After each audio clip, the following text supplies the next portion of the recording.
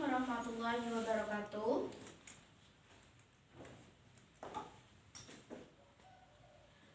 Bagaimana kabarnya?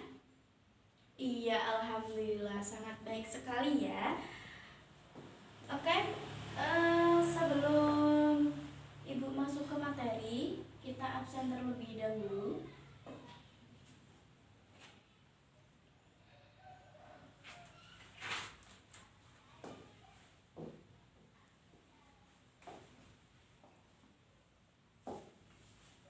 Mas Supriyanto, iya.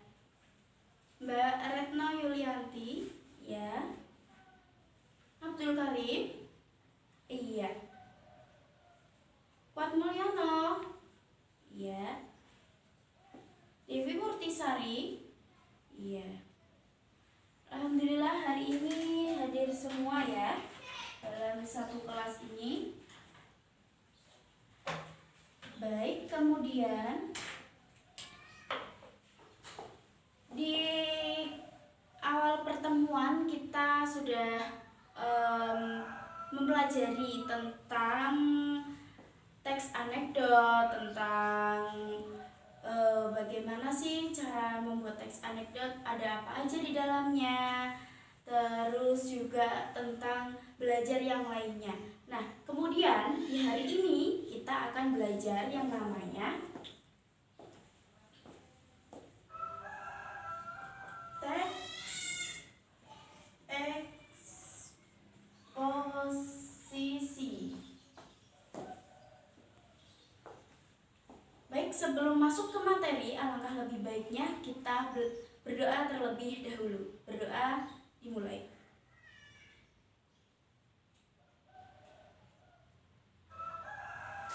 Berdoa selesai. Oke, kita akan belajar teks eksposisi. Sebelum Ibu kasih tahu apa sih itu teks eksposisi, sebelumnya ada yang pernah membaca nggak sih di salah satu artikel atau belajar, misalkan nih, loh ini ada artikel ini nih, teks eksposisi apa ya teks eksposisi? Kira-kira apa teks eksposisi itu ya? Iya Mas Karim? Teks eksposisi itu karangan. Oke, kita tampung terlebih dahulu. Karangan. Yang lain? Yang lain apa nih teks eksposisi? Iya Mas Supri, berbentuk paragraf. Paragraf. Ya, boleh.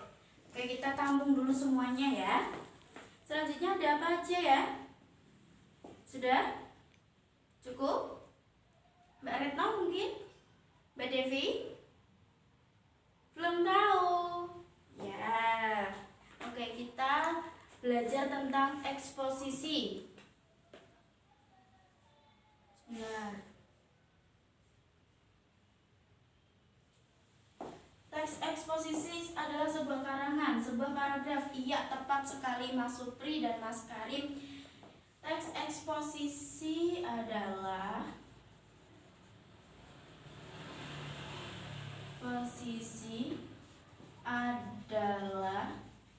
sebuah paragraf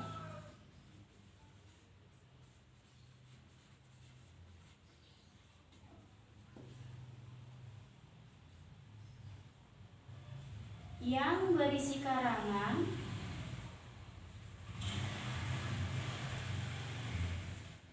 atau sebuah karangan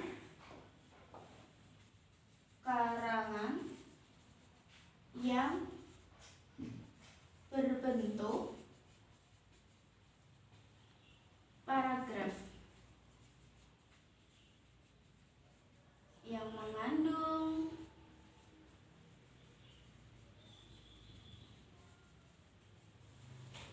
informasi dan dengan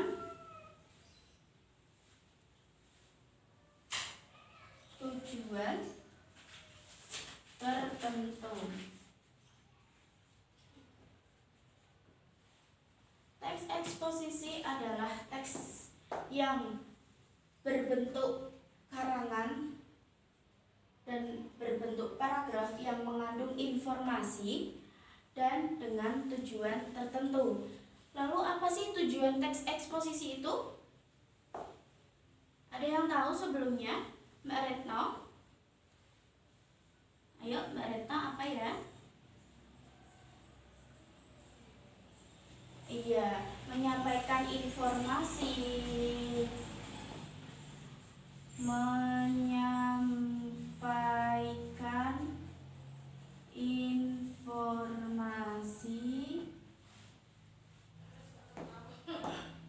dengan jelas. Oke.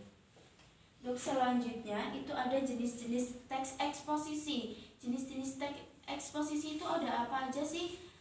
Yaitu ada eksposisi definisi, eksposisi proses, eksposisi laporan, perbandingan, dan juga ada pertentangan, teks eksposisi berita, analisis, dan klarifikasi. Jadi semua teks eksposisi itu tidak hanya satu jenis, tapi ada berbagai macam teks eksposisi. Teks eksposisi analisis, teks eksposisi berita, teks eksposisi karangan, dan lain sebagainya. Iya, teks eksposisi definisi juga ada. Nah, yang di sini yang pertama Ibu akan menyampaikan teks eksposisi tentang berita. Berita itu apa sih? Berisi pemberitaan tentang suatu kejadian atau peristiwa. Jenisnya berita itu biasanya berita yang up to date. Apa sih yang terjadi hari ini? Apa yang terjadi kemarin itu biasanya yang ter-up to date untuk dibaca dan disampaikan kepada masyarakat. Seperti itu. Kemudian di sini ada struktur teks eksposisi. Strukturnya apa saja? Yang pertama itu ada pertanyaan pendapat, ada tesis, kemudian ada argumentasi, ada pendapat-pendapat lainnya. Misalkan ada tesis pernyataannya ternyata di sana banjir seperti ini. Selanjutnya yang kedua itu ada argumen. Argumen itu ada masukan lainnya atau ada pendapat lainnya. Bagaimana menurut wakil bupati atau menurut wali kota tentang banjir tersebut. Jadi banjir itu seperti ini, dan seperti ini. Nah, itu termasuk dengan argumen. Selanjutnya ada penegasan ulang pendapat. Nah, ditegaskan dari Dinas Perhubungan misalnya, ditegaskan bahwa banjir akan meluap lebih banyak lagi. Jadi untuk masyarakat lebih berhati-hati. Mungkin seperti itu contohnya, sedikit contoh. Kemudian ciri-ciri teks eksposisi, kayak informasinya mengajak pembaca, ayo kita untuk berbondong-bondong membersihkan sampah. Supaya apa? Supaya tidak terjadi banjir. Mari kita bersih lingkungan. Supaya apa? Supaya lingkungan kita jadi bersih. Kemudian kita bebas dari virus-virus yang lainnya, seperti itu.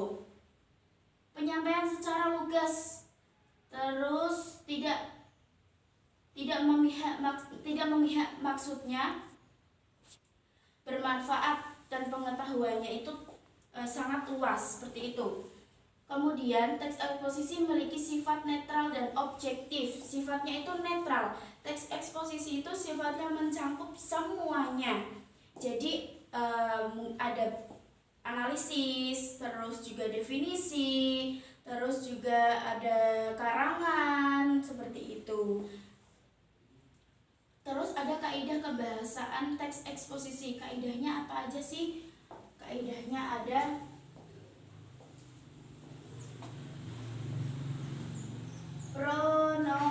pronomina. Pronomina itu apa sih? Itu seperti penggantian kata aku, kata nama. Misalnya Supriyanto, aku menjelaskan tentang Supriyanto. Itu tidak dengan Supriyanto ialah orang yang seperti ini. Nah, bisa diganti dengan apa? Iya, dia, atau kata yang lainnya. Seperti itu. Selanjutnya ada verba. Kata verba adalah sebuah kata yang memiliki makna perbuatan atau keadaan yang bukan sifat. Biasanya kata-kata ini digunakan sebagai predikat dalam kalimat. Selanjutnya ada kata hubung atau bisa disebut dengan konjungsi. Pintar, kita udah belajar tentang konjungsi ya? Ya. Konjungsi. Konjungsi verba. Konjungsi itu apa sih? Kata hubung dan serta dan kata hubung yang lainnya. Nah, di sini Ibu sudah ada satu media. Nah, ini namanya puzzle eksposisi.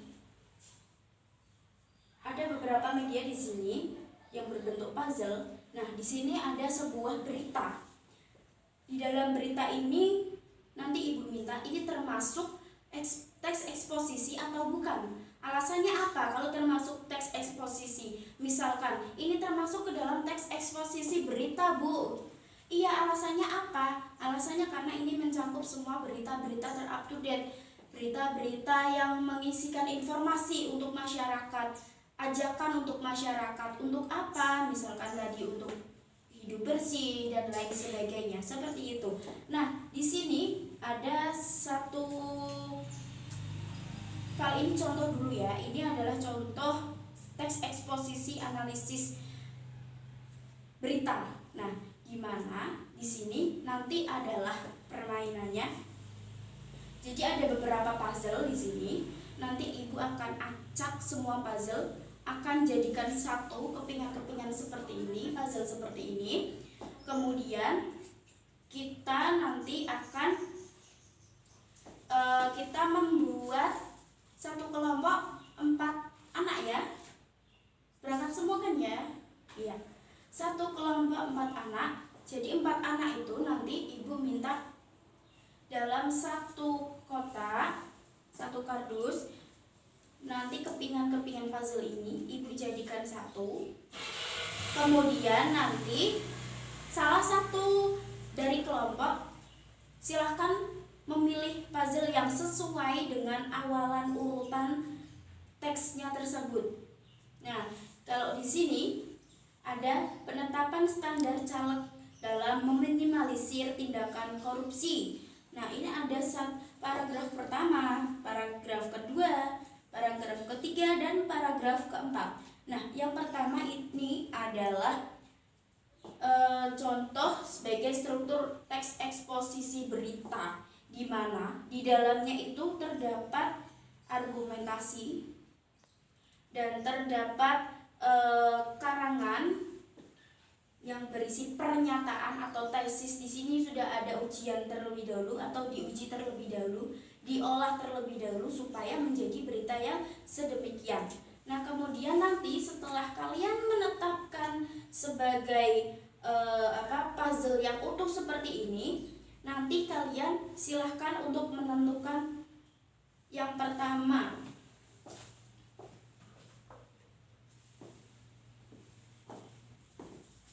Tentukan jenis teks. Teks apa itu termaksud? Maksudnya teks eksposisi ke argumen atau ke analisis atau ke berita atau karangan atau definisi atau yang lainnya. Itu jenis teks. Kemudian sertakan alasan. Satu kelompok 4 anak ya? Ya. Oke, sertakan alasan. Kemudian ini ada jelaskan bagian-bagian struktur teks eksposisi. Argumentasinya mana?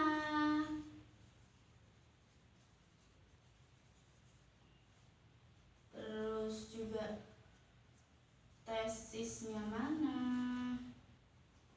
Dan selanjutnya argumentasinya itu ya bagaimana, bentuknya apa, nanti kalian tulis di satu lembar folio. Dalam satu kelompok itu ada satu lembar folio, kemudian minggu depan dikumpulkan. Jadi untuk hari ini Ibu cukupkan demikian terlebih dahulu.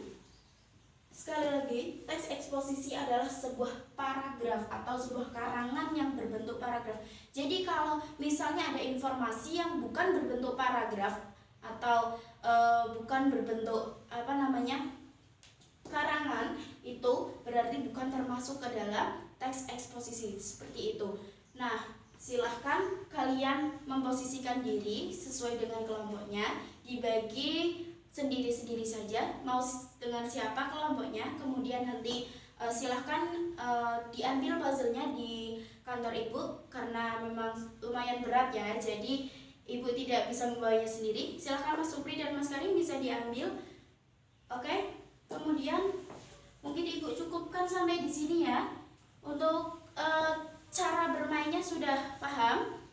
Jadi nanti ketua kelas Ibu minta untuk koordinir bagaimana cara mainnya. Tadi Ibu sudah menjelaskan bagaimana cara mainnya dengan puzzle eksposisi tersebut. Jadi nanti Ibu minta di video, direkam, dikirim ke Ibu, dan hasil analisisnya kemudian besok kita kumpulkan di meja Ibu tunggu sekalian, nanti kita belajar lebih lanjut lagi. Oke, semuanya paham?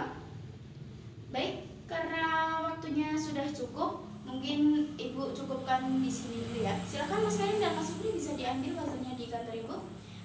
Baik, selamat siang anak-anak dan selamat belajar mengerjakan tugasnya dengan baik untuk pertemuan minggu depannya. Baik, kurang lebihnya Ibu minta maaf. Wassalamualaikum warahmatullahi wabarakatuh.